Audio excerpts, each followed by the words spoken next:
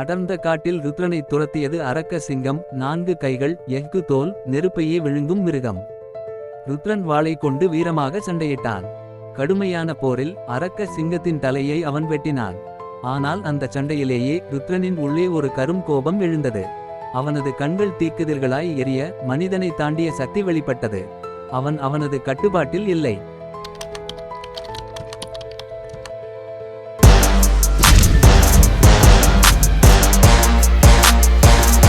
இறுதி வீரன் பாகம் 5. அடர்ந்த காட்டில் காசங்கி அலைந்து கொண்டிருந்தான். சுற்றிலும் இருள், பாம்புகளின் சத்தம், விலங்குகளின் ஒளிரும் கண்கள் அவனை பின்தொடர்வது போல உணர்ந்தான். மகளின் முகம் நினைவில் வந்ததும் அவன் தன்னை கட்டுப்படுத்தி முன்னேறினான்.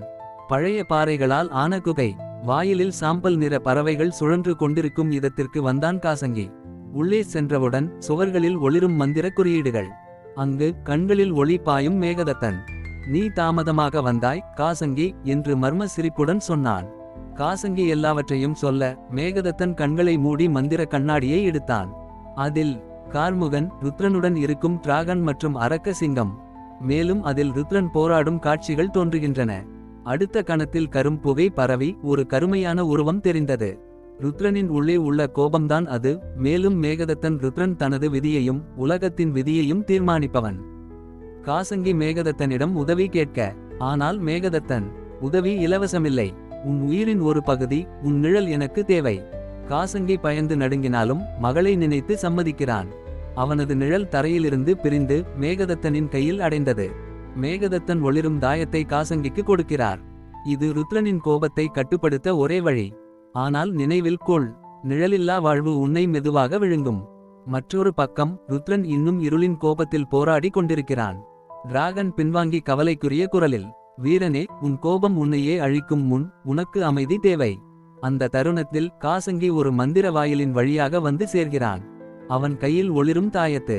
அந்த ஒளி ருத்ரனின் கண்களில் பிரதிபலிக்க அவன் திடீரென தடுமாறினான். அடர்ந்த காட்டில் அவனது சுவாசம் கொந்தளித்த புயலின் சத்தம் போல கேட்டது. காசங்கியின் கையில் மேகதத்தன் கொடுத்த தாயத்து ஒளிர்ந்தது. ருத்ரன், உன் கோபத்தை அடக்க இந்த தாயத்து மட்டுமே வழி என்று அவன் நடுங்கிய குரலில் சொன்னான். ருத்ரன் அவனை நோக்கினான். அவனது பார்வையில் கோபம் மட்டுமே இருந்தன. என்னை யாராலும் கட்டுப்படுத்த முடியாது என்று ருத்ரன் கர்ஜித்தான். அவனது மிருகத்தனமான குரலில் காடு முழுவதும் அதிர்ந்தது. அந்த நேரத்தில் தாயத்து தானாகவே காசங்கியின் கையிலிருந்து பறந்து ருத்ரனின் மார்பில் ஒட்டியது. ஒரு ஒளி பரவியது. ருத்ரன் உள்ளே மறைந்திருந்த அவனது நினைவுகள் மீண்டும் அவனது கண்முன் தோன்றின. அவனுக்கு அமைதியே ஆற்றலின் பிறப்பிடம் என்று தந்தையின் குரல் கேட்பது போல் தோன்றியது. மேகதத்தனின் குரல் வானத்தில் ஒலிக்கிறது. ருத்ரனே, நீ சாதாரண மனிதன் அல்ல. உனது பிறப்பு கோபத்தின் அவதாரம். அதனால் தான் உன் கோபம் தீயாய் எரிகிறது. ஆனால் அதே கோபமே உன்னை இறுதி வீரனாக மாற்றும் சக்தி கொண்டது. ஒரு கதை, ஒரு கவிதை உங்கள் மனதை மாற்றும் சக்தி கொண்டவை. அதை கொண்டுவரும் இடம் நமது சேனல். படிக்க மட்டும் அல்ல, உணருங்கள். கேட்க மட்டும் அல்ல, அனுபவிக்கவும். கதை, கவிதை, கற்பனை எல்லாம் ஒன்றாக சொல் அறிவியல். Subscribe to this channel.